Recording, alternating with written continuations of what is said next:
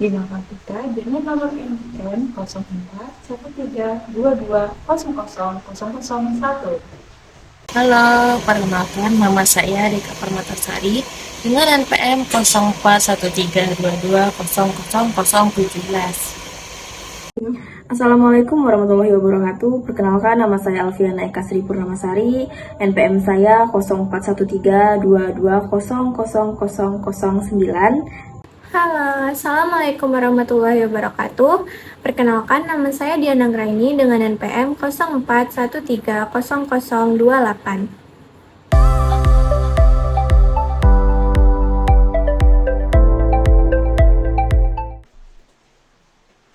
Pengertian bisnis plan. Bisnis plan adalah suatu dokumen yang berisi tentang suatu rencana dan strategi pengelolaan sebuah usaha atau bisnis. Dalam bisnis plan biasanya dijelaskan secara rinci tentang visi, misi, tujuan, analisis pasar, produk atau layanan yang ditawarkan, strategi pemasaran, struktur organisasi, analisis keuangan, dan proyeksi perkembangan usaha di masa mendatang. Bisnis plan berfungsi sebagai pedoman operasional serta alat komunikasi antara pengelola usaha dengan pihak-pihak terkait, termasuk investor atau pemberi dana. Dengan adanya bisnis plan, pengusaha dapat mengidentifikasi peluang dan tantangan yang mungkin dihadapi dalam mengembangkan usaha serta mempersiapkan strategi untuk mengatasinya. Selanjutnya, ada aspek organisasi. Aspek organisasi dalam bisnis plan adalah bagian yang menjelaskan struktur, susunan, dan peran-peran yang ada di dalam organisasi atau perusahaan yang akan dibangun. Bagian ini mencakup detail mengenai bentuk kepemilikan, struktur organisasi, deskripsi jabatan, tugas, dan tanggung jawab masing-masing posisi, serta profil manajemen atau anggota tim inti yang terlibat.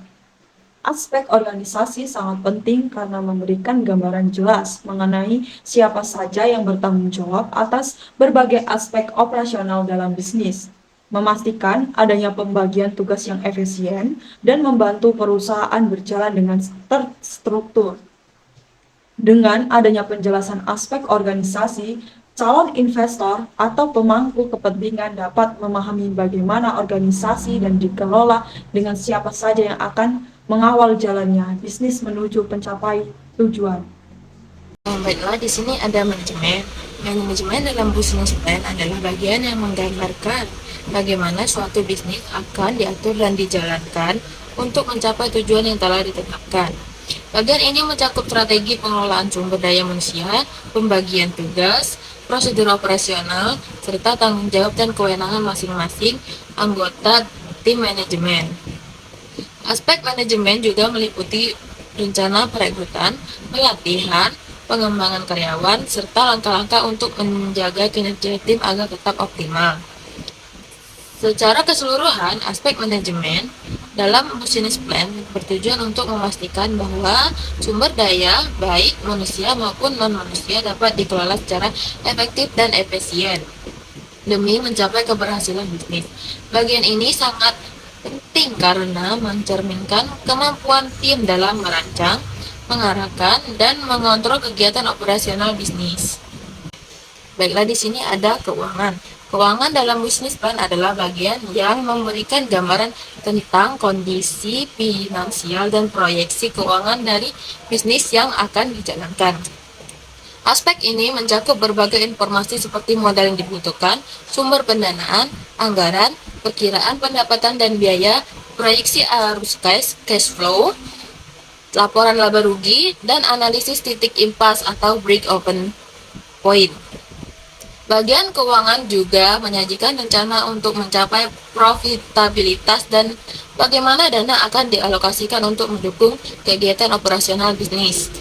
Aspek keuangan penting dalam bisnis plan karena membantu pemilik bisnis dan calon investor memahami potensi keuntungan, risiko, dan kelayakan finansial bisnis.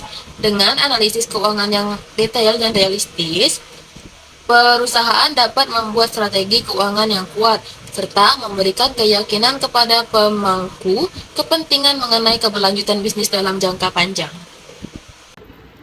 Baiklah, di sini saya akan menjelaskan contoh sederhana dari bisnis plan untuk bisnis kuliner bernama Delicious Bites. 1. Ringkasan eksekutif. Delicious Bites adalah bisnis kuliner yang fokus pada penyediaan makanan cepat saji dengan bahan-bahan segar dan berkualitas. Visi kami adalah menjadi pilihan utama konsumen untuk makanan cepat saji yang sehat dan lezat. Target pasar kami adalah masyarakat perkotaan, terutama pekerja kantoran dan mahasiswa. 2. Deskripsi bisnis.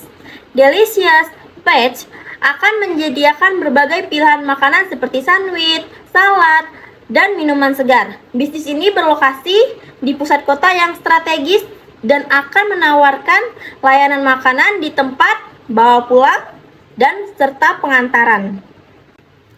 3. Analisis pasar. Target pasar, pekerja kantoran, mahasiswa, dan warga sekitar. Kebutuhan pasar, makanan cepat saji yang sehat dan berkualitas. Persaingan, beberapa restoran cepat saji yang berfokus pada makanan tradisional cepat saji, namun belum menawarkan pilihan yang lebih sehat dan segar. Yang terakhir yaitu ada peluang pasar, tren gaya hidup sehat yang meningkat di kalangan masyarakat perkotaan. Yang keempat yaitu produk atau layanan. Menu utama ada sandwich, salad, dan minuman sehat. Terus ada pula keunikannya, yaitu bahan-bahan segar dan tanpa pengawet. Varian menu sehat dengan berbagai pilihan rasa. Baik, di sini saya akan melanjutkan pembahasan contoh dari bisnis plan tersebut. Yang kelima yaitu aspek organisasi. Di dalam suatu bisnis sendiri terdapat organisasi yang diketuai oleh pemilik bisnis tersebut. Kemudian struktur organisasinya yaitu terdiri dari manajer operasional, koki kepala, staf pelayanan, dan pengantar tim pemasaran. Kemudian tanggung jawab, yang dimana setiap anggota tim memiliki tugas khusus untuk memastikan operasi bisnis berjalan dengan lancar. Kemudian yang keenam, strategi pemasaran. Di dalam bisnis ini terdapat 3 strategi pemasaran, yaitu yang pertama promosi, yang dimana bisnis ini menggunakan media promosi, media sosial, program loyalitas pelanggan, dan kerjasama dengan aplikasi pengirim makanan. Yang ketiga yaitu harga, yang dimana bisnis ini menawarkan harga kompetitif yang sesuai dengan kualitas bahan makanan. Yang ketiga yaitu tempat, yang dimana bisnis ini berlokasi di area yang mudah dijangkau dan memiliki akses parkir yang memadai. Yang ketujuh yaitu aspek keuangan modal. Bisnis ini berencana menggunakan modal awal yaitu 200 juta. Kemudian bisnis ini menargetkan omset bulanan sebesar 50 juta dengan proyeksi pertumbuhan 10% per bulan. Kemudian pengeluaran per bulanan, yaitu yang dimana biaya bahan baku, sewa tempat, gaji karyawan, pemasaran, dan operasional lainnya. Kemudian terdapatnya break even point yang dimana diharapkan tercapai dalam 8 bulan. Yang ke-8 yaitu rencana pengembangan, yang dimana bisnis ini mempunyai 2 rencana, yaitu dalam jangka pendek dan jangka panjang. Jangka pendeknya sendiri yaitu berencana meningkatkan kehadiran di media sosial dan memperluas layanan pengantaran. Sedangkan jangka panjangnya yaitu rencana membuka cabang baru di kota-kota lain dan menambah variasi produk yang lebih sesuai dengan preferensi pasar.